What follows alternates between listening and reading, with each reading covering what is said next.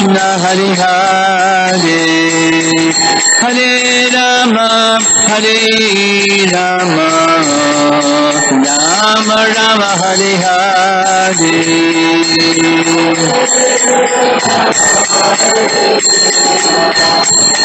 Krishna Krishna Hare Hare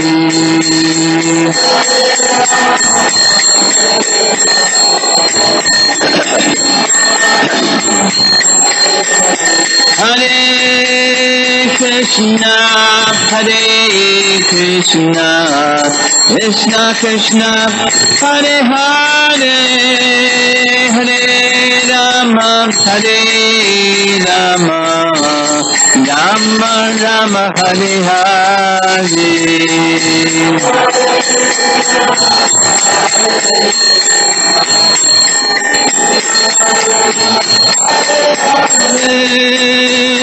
Hare Rama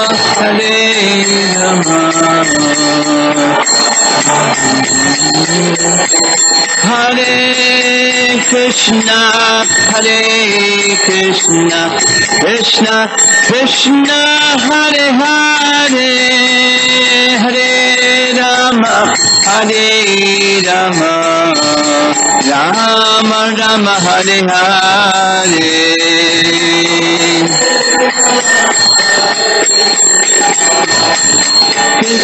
Krishna Hare Hare Hare Rama Rama Rama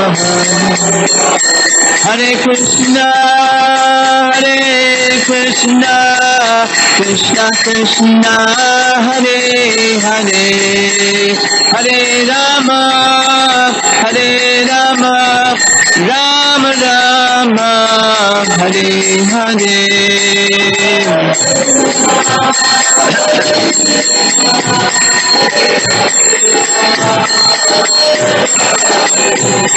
Hare Rama Rama Rama Hare Hare Krishna Krishna Krishna Hare Hare Hare Rama Rama Rama Hare Hare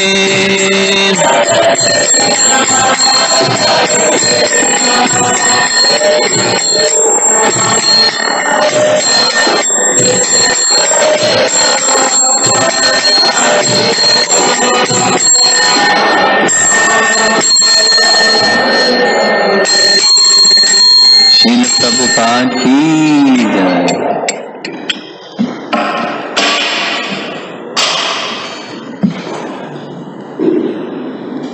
I've never experienced a Krishna Janmashtami like this.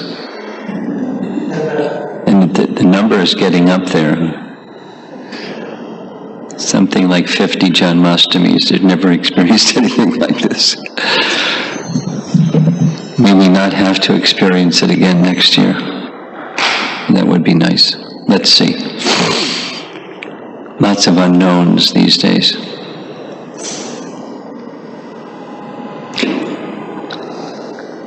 So I thought of doing something a little bit different because of the circumstance, and that is, of course, there are probably some people online, but I thought there'd be some stalwarts here, so I thought of speaking on a couple of verses. One is by a not well-known but a very celebrated commentator on Srimad-Bhagavatam named Srinath Chakravarti, the spiritual master of Kavi Karnapur, who's probably more well-known than his spiritual master. But Kavi Karnapur was a contemporary of Jiva Goswami, and we don't know so much about Srinath Chakravarti except this verse that's the very first verse in the introductory section of his Srimad-Bhagavatam commentary, follower of Lord Chaitanya, where he's expressing glorification of Lord Chaitanya and glorification of Krishna in Vrndavan and the Gopis and Srimad-Bhagavatam itself. Some of you are familiar with this verse. Aradya Bhagavan Vrajesha Tanayas Tadhama Vrndavanam is how it begins.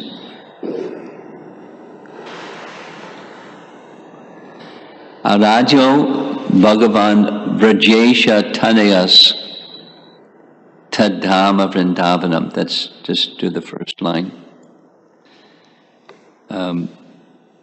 Vrajesha Tanayas. Nanda Maharaj is the Isha of Vraja, or Vrajesha.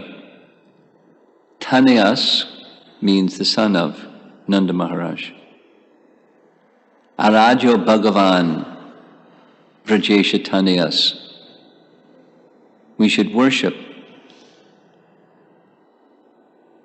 Nanda Maharaj's son, Bhagavan Sri Krishna, and Tad Dhama Vrindavanam, and his abode. So we're going to spend some time speaking about his abode, because Krishna doesn't appear without his abode, or his abode comes with Krishna. The whole, everything. Srimad-Bhagavatam is one way to describe what Srimad-Bhagavatam is a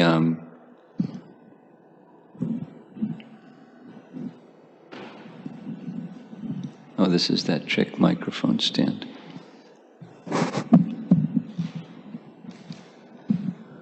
Okay, I did it.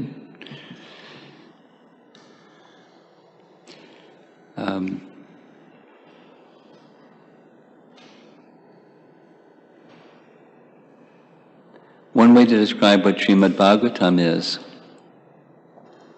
it's a expansion, elaboration on his realization that was instructed by Narada, and go into trance. Whatever you experience, that becomes the subject matter of this literature that you did not yet compose, which is Srimad-Bhagavatam in its fullness. So, apashat purusham purnam, he saw purusham purnam. He saw the Supreme Person in full, purusham purnam, apashat purusham purnam. And our commentators add, it's like saying, oh, 8 days ago was the full moon. And I saw the full moon, it was really bright and brilliant. You don't say, and oh, by the way, I also saw the effulgence around the full moon, because if you saw the full moon, you saw the effulgence around the full moon. And so it doesn't say that he saw Radha, it just says he saw Purusham Purnam. So Purna means with Radha, and that not only means with Radha, but Purusham Purna means Vrndavan. The cows, cowherd boys, Govardhan Hill, the river Jamuna, peacocks, and the cowherds and the cowherd women and everything he saw. He saw in full. So the Bhagavatam is describing that place, Tadhama Vrindavanam.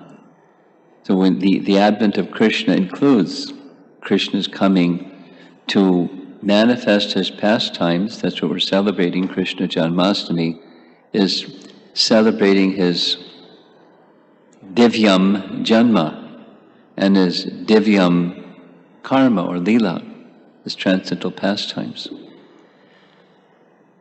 So these are teachings of Lord Chaitanya. The final line speaks like that. Sri Chaitanya Mahaprabhu Matam Idam Tatra Daha Naparaha.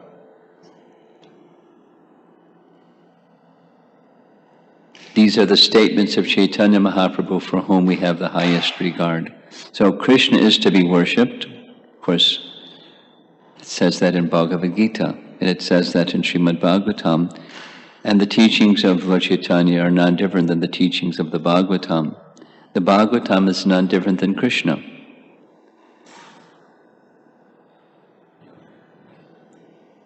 So, Arajo Bhagavan Rajesha Tanayas Taddhama Vrndavanam Ramya Kashchit Upasana Vrajavadu Vargena Va Kalpitaha. Vraja Vadhu, the group or the collection of the wives or the Gopis, the cowherd girls. Ramya, that's a popular girl's name in India. Ramya, very pleasing. And the upasana, the worship that the Gopis perform of Krishna is Ramya. It's the most pleasing, the highest of all forms.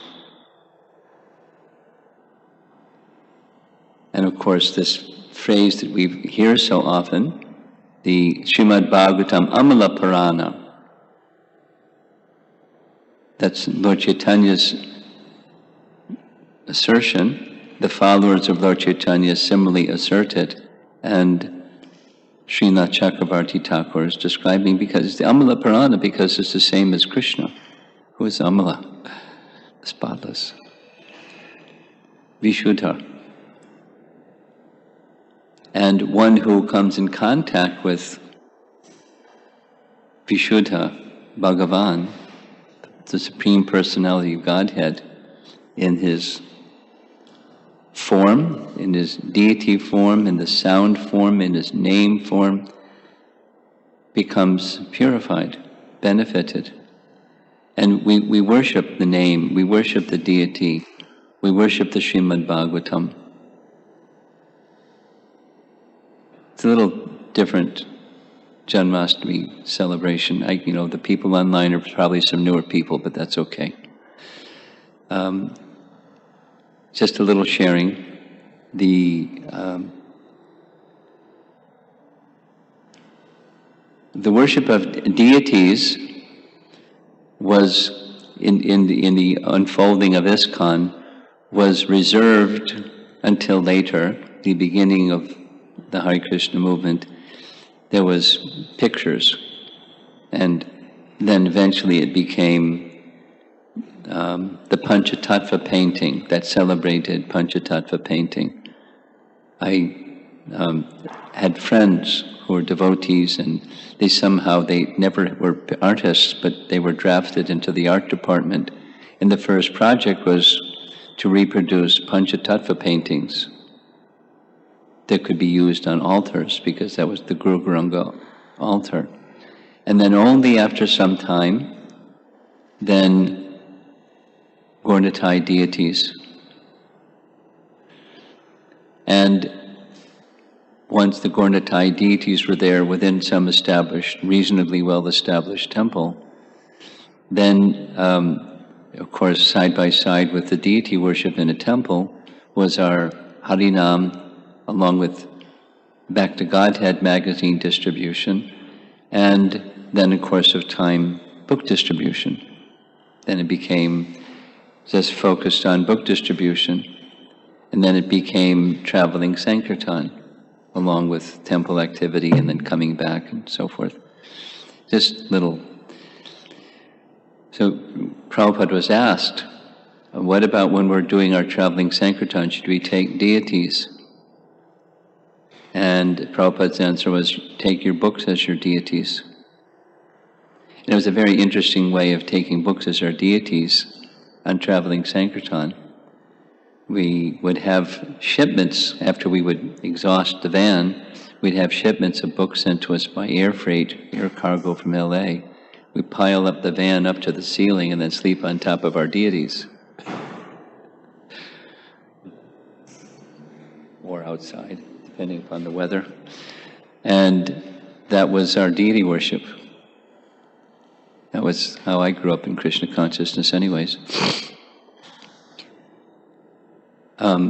Because that is also a form of worship of Srimad-Bhagavatam, understanding very clearly that the form of Srimad-Bhagavatam is Krishna.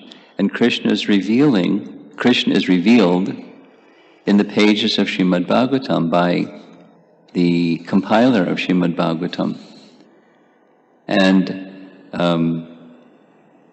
one of the appreciations from reading Krishna's pastimes in Vrndavan is many wonderful understandings. I'd like to share some of them.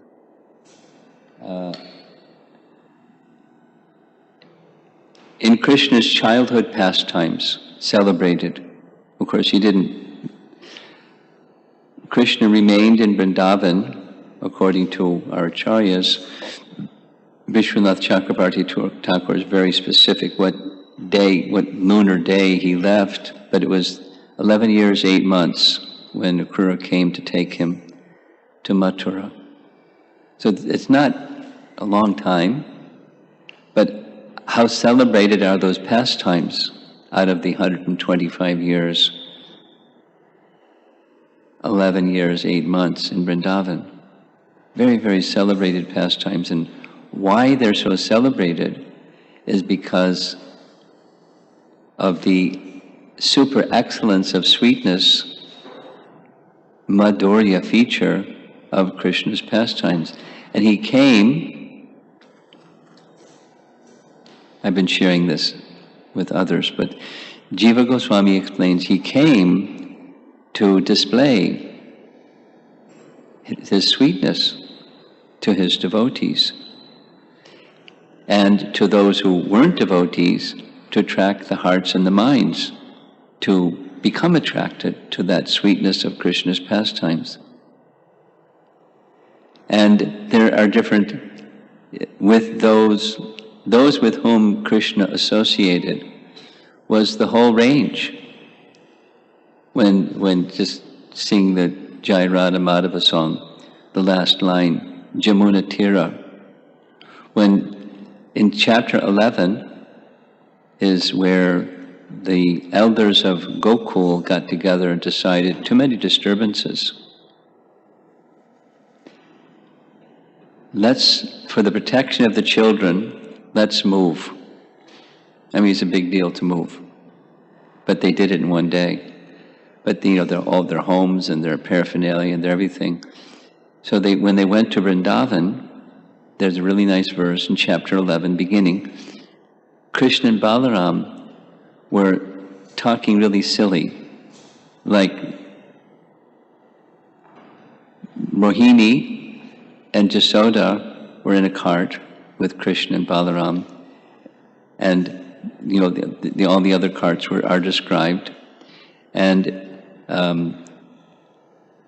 Jiva Goswami describes the conversation in the cart. Krishna was asking his mother, what kind of tree is that? What's that tree that has a long beard? That's a banyan tree. And on and on. Why are the trees dancing? And the trees aren't dancing, the cart is bouncing. And then he would poke Balaram and they would laugh and they would roll around in the cart and Mother Jasoda would pick them up, and just behaving like little children will behave, as if they were unaware of things. But when they got to Vrndavan, Krishna and Balaram, they went to Vrndavan because Krishna wanted to go to Vrndavan. They were in Gokul, but one of the forests was Vrndavan, and he really wanted to go. And why he wanted to go was to give his association to his eternal devotees in Vrndavan. And it's not just the cowherd boys. It's all the living entities in Vrindavan were very dear to him.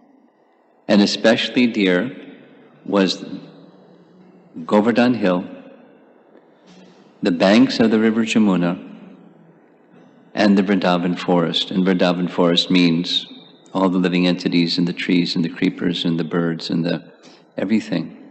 They were very dear to him. And when he saw them, he was very happy, as was Balaram. And when they saw him, they were very happy.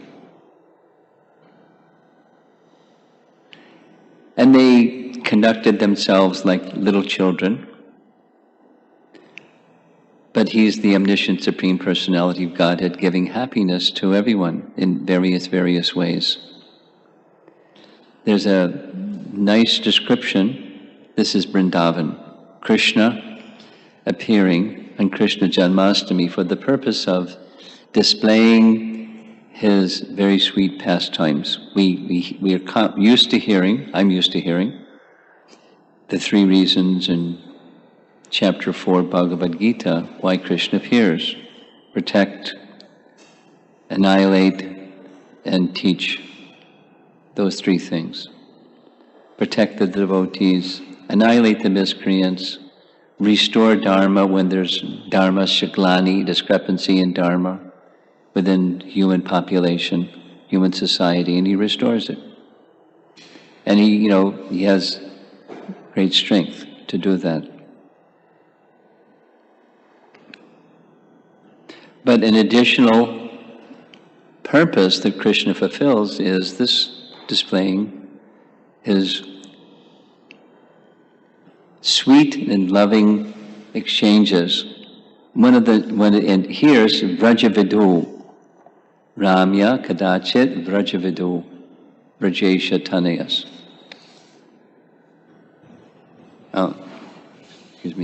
Ramya Kadachit Upasana Vrajavidu Varga Virya Kalpita. So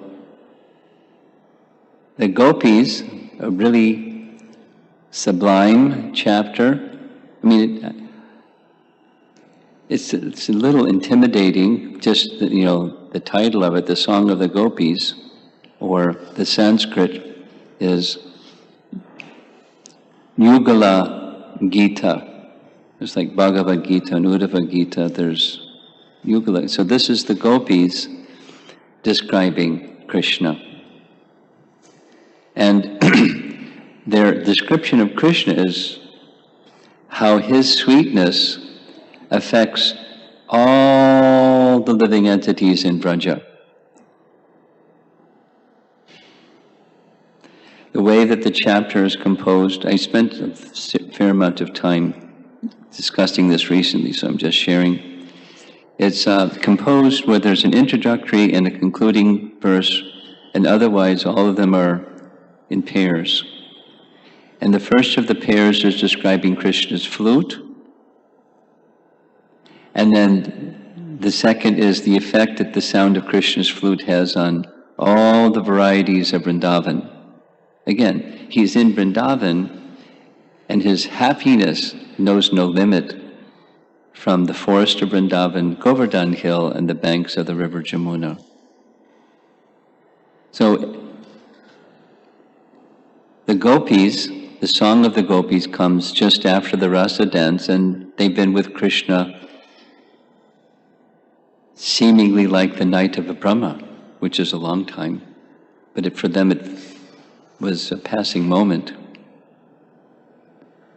And the next day, when Krishna would leave to go with the cowherd boys, their song began. And their hearts are going out to Krishna, and the topic of focus is Krishna's flute, because in Krishna's appearance, just like over here, we have the Das Avatar above the exit doorways. And when you see, you know which one is Krishna, even if you don't have your glasses on like I don't. Krishna's holding his flute, and Balarama is holding his plow.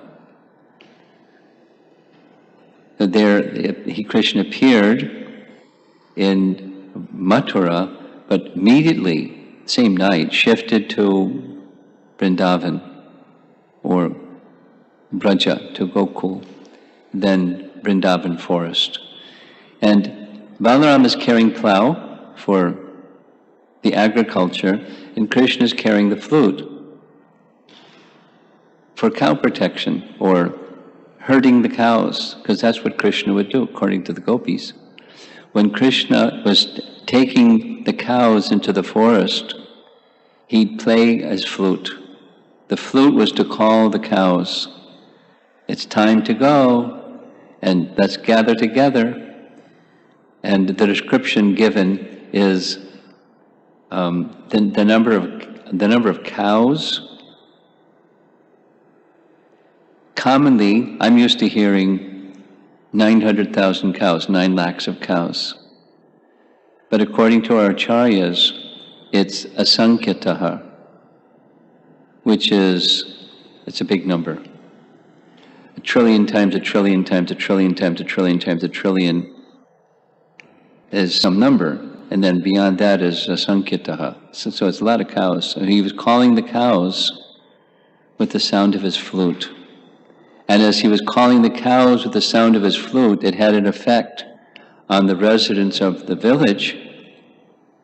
Krishna is announcing, I'm leaving now.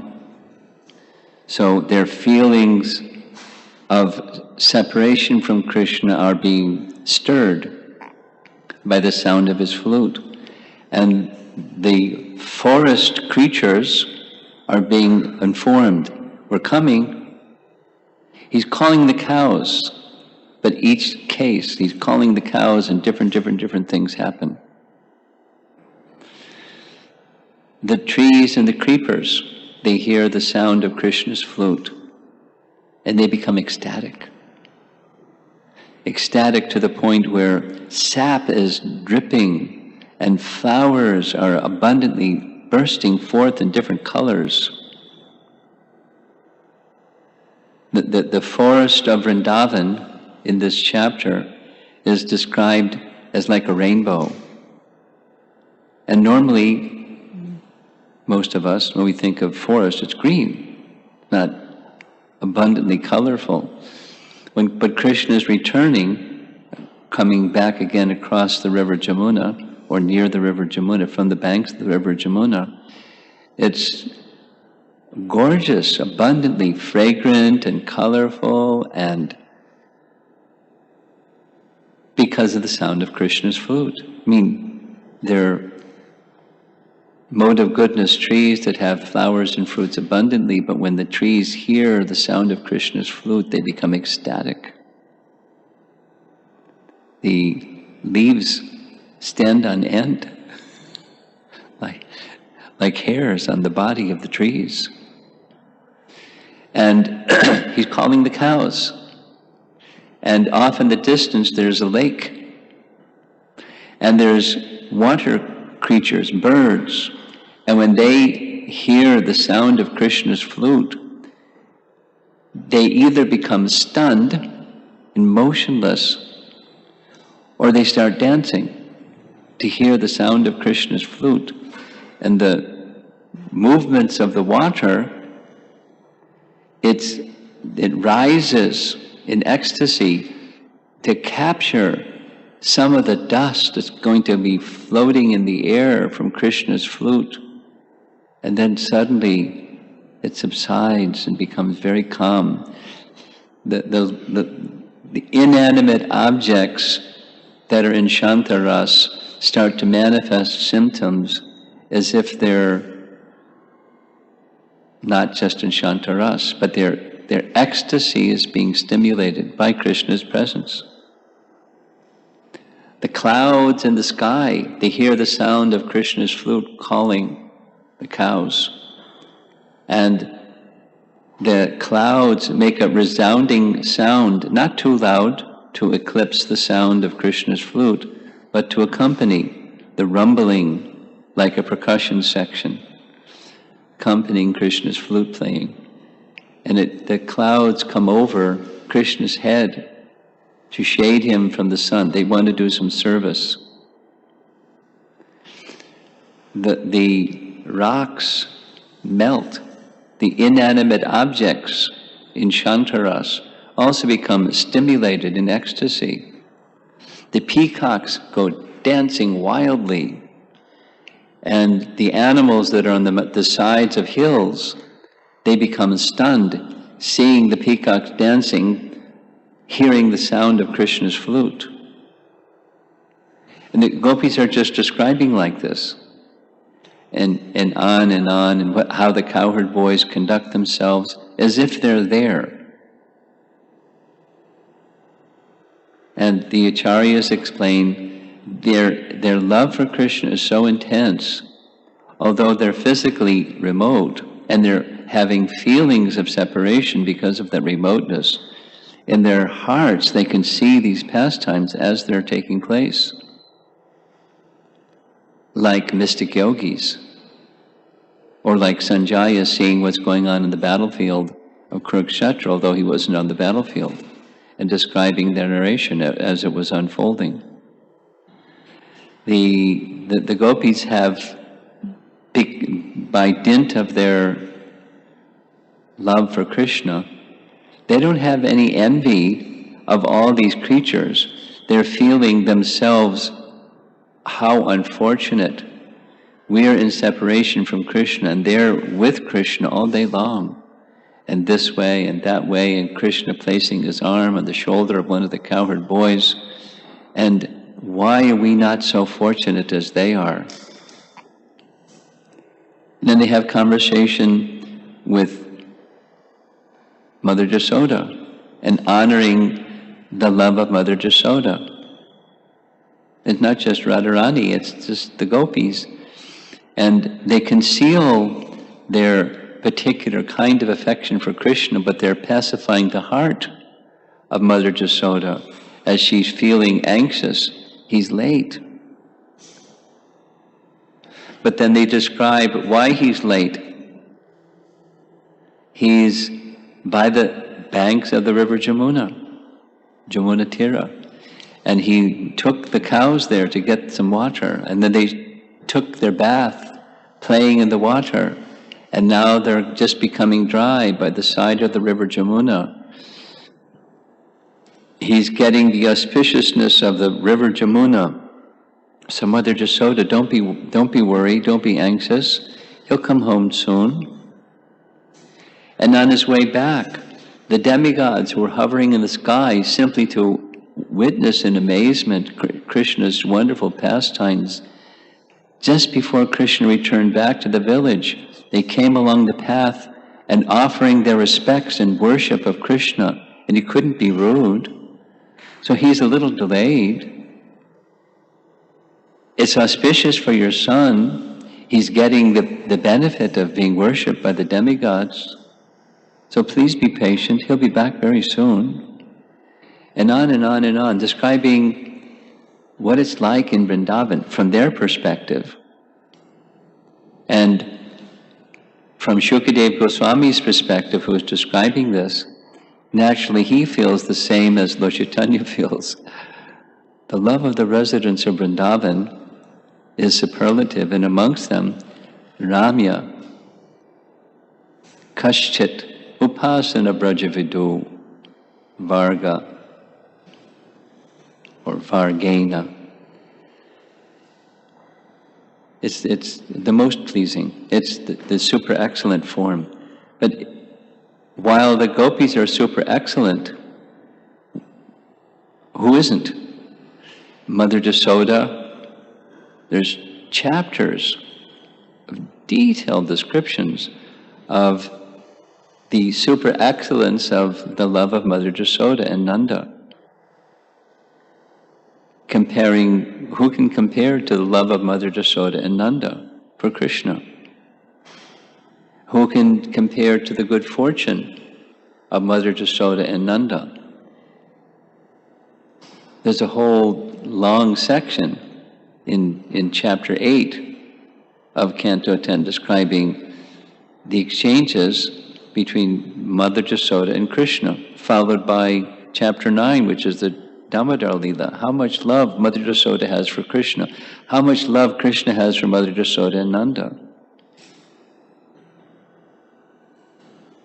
the description is, Shukadeva Goswami says that Mother Jasoda and Nanda Maharaj are so fortunate that although Vasudeva and Devaki were mother and father, they never had the opportunity to engage in the childhood pastimes of Krishna in Braja. And Maharaj, he's ecstatic. He's like dancing. He's trembling in ecstasy, just describing their good fortune. So, and the cowherd boys, you take any one of the rasas, super excellent is the Gopis in their love for Krishna. It's not to say that others are not perfect outside of Vrndavan or amongst those residents of Vrndavan, that they're not perfect. Mother Jasoda's nice, but that's not the message. Just the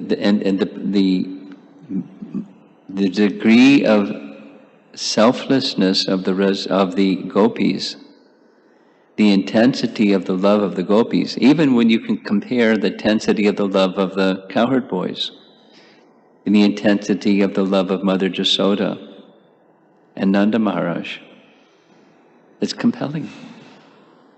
It's certainly otherworldly and supramost. There's one verse that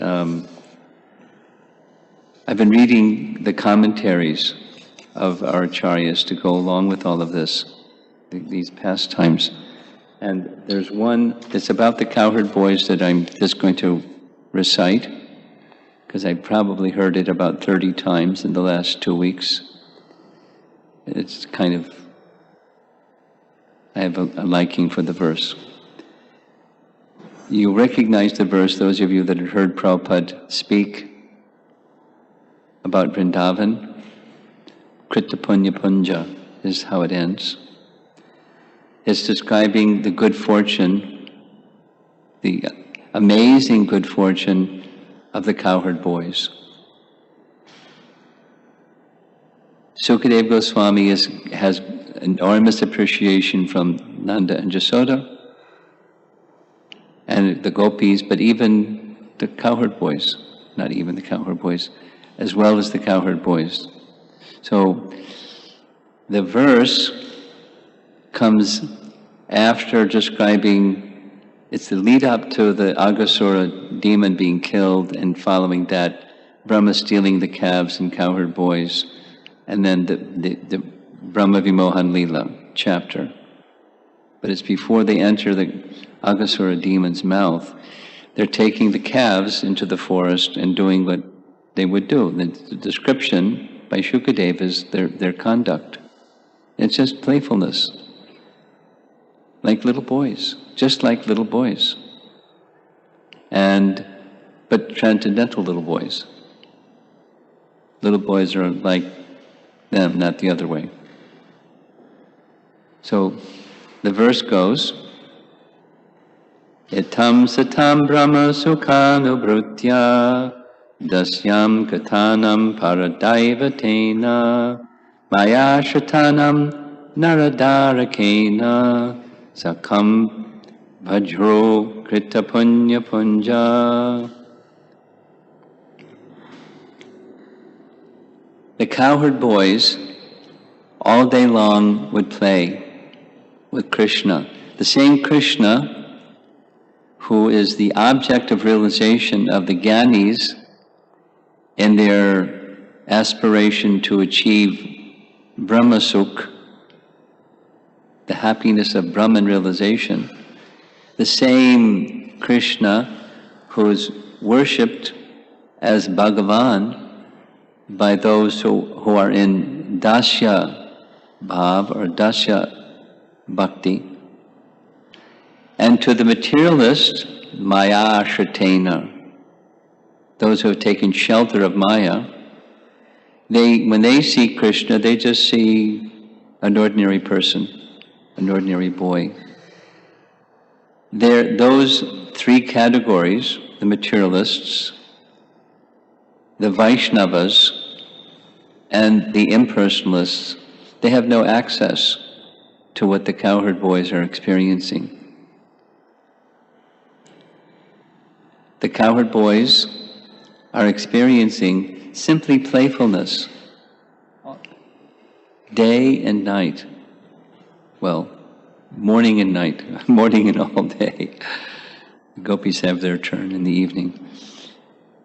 Their Krita Punya Punja, Sukadeva Goswami's ecstasy, is an expression saying what volume of pious activities have they performed. The eligibility that they have is not available to Brahman-realized Gyanis, nor to those who engage in Dasya Bhakti.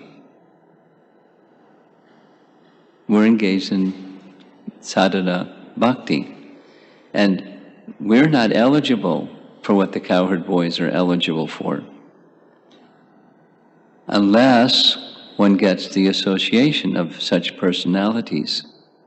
And the method of Srimad-Bhagavatam for us to get that association starts with hearing these nice descriptions, especially from those who have that mood of this very special kind of love of the resident Vrndavan. We get the association. One of the ways to get the association of such qualified persons is through the sound vibration coming from such qualified persons. That's Chaitanya Mahaprabhu's method. And it's the followers of Chaitanya Mahaprabhu, they're also giving that very same method through their narrations and through their lives and through their example. So I don't know if any of us in the room, when we signed up to become Hare Krishna devotees, that we knew what was on the other end of the road. And, a little bit of the ordeal that it takes to get there. But the message of Krishna Janmastami that because of the pandemic, circumstances have been what they have been. And so it kind of started right here from Chicago, because the Srimad-Bhagavatam reading got up to chapter, whatever it was, 26, Subal, something like that. So I just continued. And, now up to chapter 36. And then in the evening time, the earlier chapters of, so it's been, thanks to Mr. COVID, it's been a really nice time of immersion in Krishna's pastimes, and it makes Krishna Janmastami a whole other experience. Receiving the form of Krishna in the manner of his transcendental appearance in the prison house of Kamsa, but it didn't last too long. He went right away to Vrndavan and performed his wonderful pastimes for our upliftment. That's the purpose of Krishna's appearance. In addition to those three, the sweet pastimes of Krishna, to attract the hearts and the minds of us conditioned souls, and to stimulate the ecstasy, to nourish the ecstasy of the eternal associates of Krishna, who otherwise it's Aprakat Leela, and now it's Prakat Leela time. So he makes his appearance and performs his pastimes with them. And jubilation, it's a festival all day long.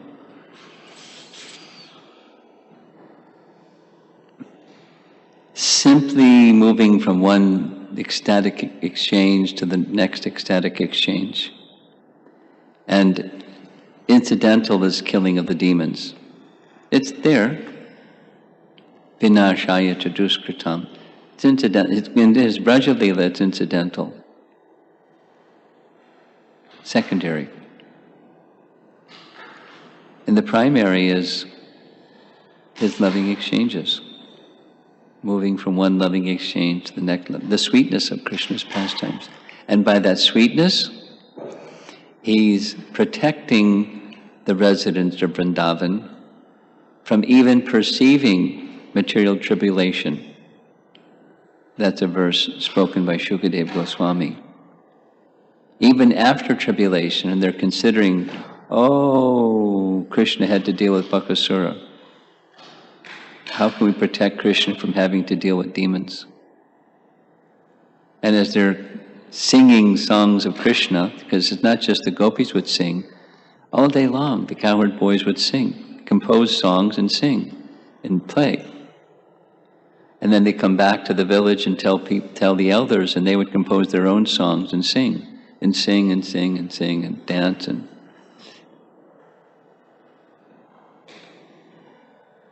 they didn't need songbooks. We do.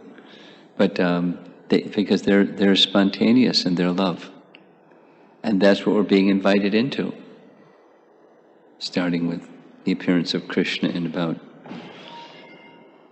40 minutes. So we have a little bit of time for discussion if somebody would like to raise some question or have some discussion on a topic.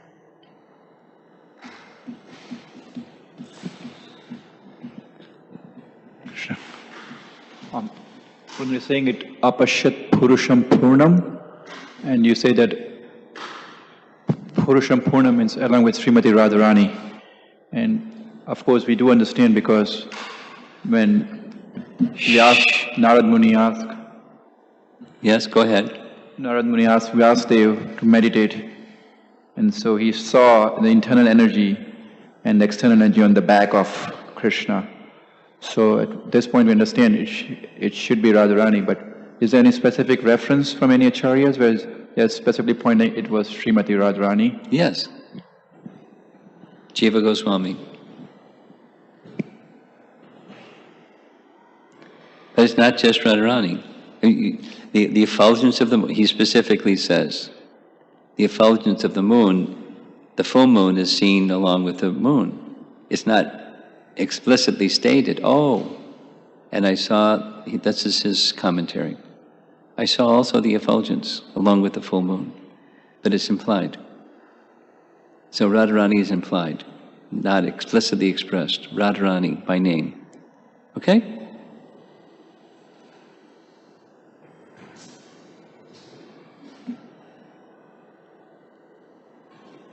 He usually has more difficult questions than that one.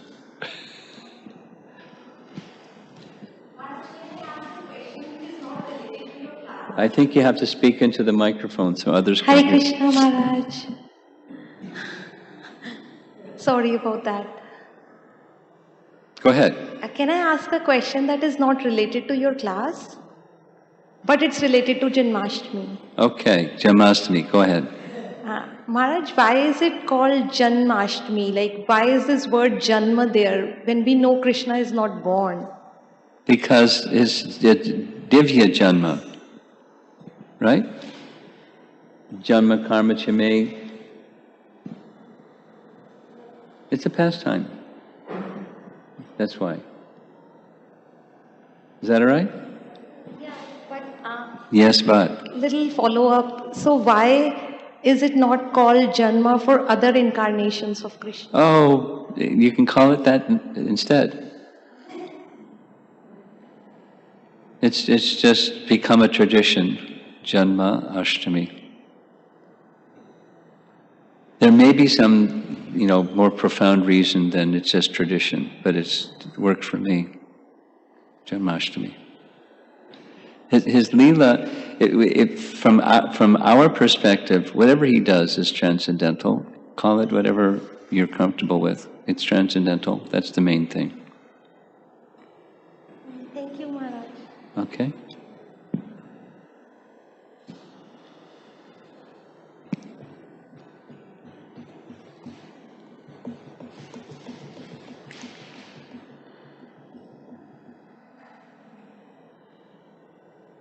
Okay, well, we're done early.